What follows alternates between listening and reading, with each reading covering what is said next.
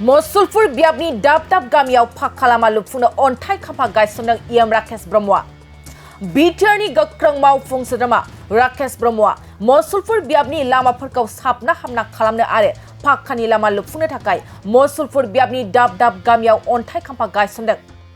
दिनैबो नथनस्रिपुर खारखाबारिनिफ्राय सुजित नार्जारी फोनांजाब लामानिफ्राय नथनस्रिपुर बालि हाजारी गेलेग्रा फोथारसिम बरमसारिनिफ्राय अनिहाटी उलुबारी गामि बायदि गामियाव 18 किल'मिटार गोलावनि लामा लुफुंनो थाखाय मावफुं सोद्रोमा राकेश ब्रह्मआ अन्थाइ खाम्फा गायसनो। मसुलपुर बियाबनि गामिफोरखौ मोनसे मडेल गामि एबा बिटिआरनि गेजेरावनो जौगासिननाय गामिफोर खालामनाय थांखिजों गोख्रों खामानि मावगासिनो दं इएम राकेश ब्रह्मआ। गावनि एमसिएलएनि मोननाय दरमाहाफोरजोंनो बाथौसालि नामघर गिर्जा न' ब्रह्म सिबिसालि लुफुंनाय खामानिखौ मावगासिनो दं होनना बुंथियो इएम राकेश ब्रह्मआ। मावफुं सोद्रोमा राकेश ब्रह्मनि बेफोरबायदि गोख्रों खामानि मावबाय थानायखौ नुनानै बे ओनसोलनि गोबां रायजो राजाफ्रा गोजोननाय फोरमायदों आरो खाम जथा लानानै बरायनायखौ नुनो मोन्दों। फैबाय थानाय समाव इउपिपिएल हान्जाखौ मदद होनो आरो राकेश ब्रह्मखौ गोख्रों खामानि मावनो थाखाय थुलुंगाखां होनो लानाय बाथ्राखौबो मिथियो बे गामिनि रायजो राजाफ्रा।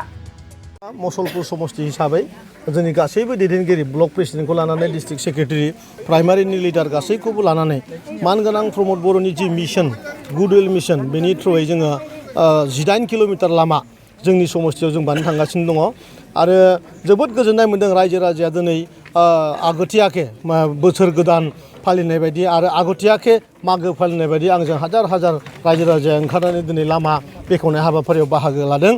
आरो मोनसे खोथाया माने नुजाखांदों जे गोलाव सम जिहेतु बेफोर लामाया जोंनि भारत स्वाधीन जाखांनायनि उनावबो 3 किल'मिटार 4 किल'मिटार लामाया अन्थाइजों माने हाब्रुजों बुंफबजोबनाय लामामोन। दिनै बेयो जोंनि मानगोनां प्रमद सारनि दैदेननायाव दिनै मोनसे मोजां माने थासारि मोननो थांगासिनो दङ।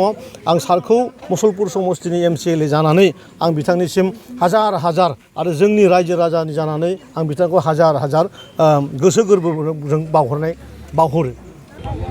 दिनै थारैनो मोजां दिन जोंनि थाखाय, मानोना जोंनि बे भितरसरा लामाया दिनै जोंनि अनखावरा राकेश ब्रह्म सारानो दिनै बे लामाखौ मोजां खालामनायनि थाखाय लाहार फाहार खालामनायजों लोगोसे बिथाङा दिनै फिथा हास'नानै जोंखौ गोजोन होबाय। बिनि थाखाय बिथांखौ जों बाख्नायो आरो गोजोन होयो। जों गासै रायजो राजायानो बिथांनि थाखाय भट होगोन होननानै जों थांखि लादो सार। जोंनि गामियाथ' ओरैबायदि गरिब गुन्द्रा जेनेबा मावाबानो मोनजानो थाङा। जेरै दिन हाजिरा मावनानै जा एसे लाबोयो बेखौसो न'खराव बिसि फिसा गथ' गथाय जानाय जायो। लोगोसे जोंनि बे गामिया भुमिहीन गामियावसो जों जोनोम जादों होनना बुंजायो। मानोना सरकारि हायावसो जोङो बेयाव बखबाक खालामनानै दङ।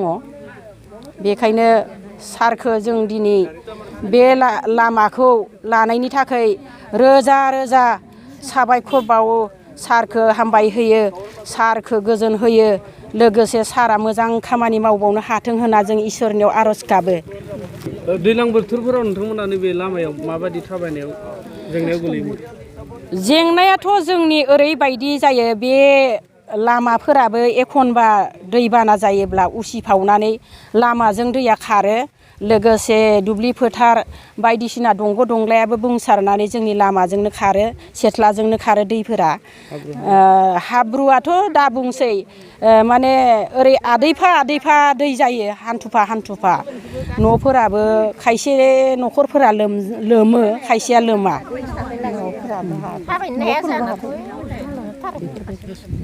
गामिनि मुङा रामपुर नाथकुसि।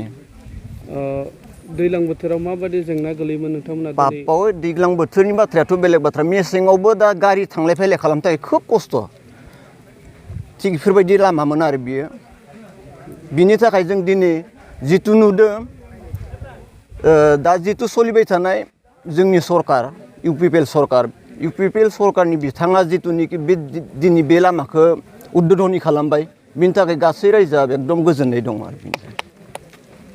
ब्रह्म बिथांखौ आं ओरैबायदि बुंनो सानो, थारमाने बिथाङा ओरैबायदि माने समाज सिबियारि आरो माने उदै बिखुं खालामि सासे सुबुं होननानै बिथांखौ जों सानो इयुनाव माबायदि मदद होगोन इयुनाव जोङो ओरैबायदि मदद होगोन 100% मदद होगोन बिथांखौ थारमाने मानो होनना बुङोब्ला 19 बोसोराव जाय खामानिखौ मावाखैमोन दिनै बोसोरथाम जोबलांनायनि उनाव बोसोरब्रै हाबनो नागिरनाय समावनो दि बे खम समावनो बे मोनसे लामाखौ आखायाव लादों बिनि थाखाय बिराद गोजोननाय दङ जोंहा बिथांनि फारसे बिनिखायनो जों बिथांखौ एकदम 100% माने बिथांनो जों मदद होगोन फैगौ माबायाव इलेक्सन सेरफांगुरि बाजार शोरुमा क्रिसमासनि दामाका अफार लाबोदों।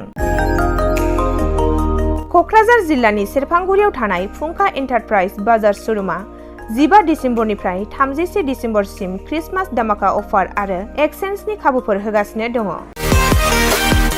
नोंथांमोना सेरफांगुरियाव थानाय फुंखा एन्टारप्राइज बाजार शोरुमजों लोगोसे कुसुगाव फेस्टिभ आउटलेट, सराइबिल फेस्टिभ आउटलेट, चिरां जिल्लानि सान्तिपुर फेस्टिभ आउटलेट आरो धुबरी जिल्लानि थामाहाट फेस्टिभ आउटलेट ब्रान्च शोरुमावबो खुंफुंजानाय क्रिसमास दामाका अफार एक्सचेन्जआव फैनानै नोंथांनि लुबैनाय बाजाजनि बाइकखौ लांफैनो हागोन। बाजाजनि बाइक सालायनो मोजां मोनग्रा रायजो राजाफोरनो फुंखा एन्टारप्राइज बाजार शोरुमा लोगोसे मोजां अफारफोरबो लाबोदों। बेफोरनो जाबाय 90% लन, गंनै हेलमेट फ्रि, केस होनानै बाइक बायगिरिफोरनो 1000 रां केशबेक हरफिननाय जागोन आरो क्रिसमास दामाका अफार एक्सचेन्जजों लोगोसे बाइक बायगिरिफोरनो गांसे ब्लेंकेट फ्रि हरफानाय जागोन। फुंखा एन्टारप्राइज बाजार शोरुमा आरो मोजां खाबुबो होबावदों।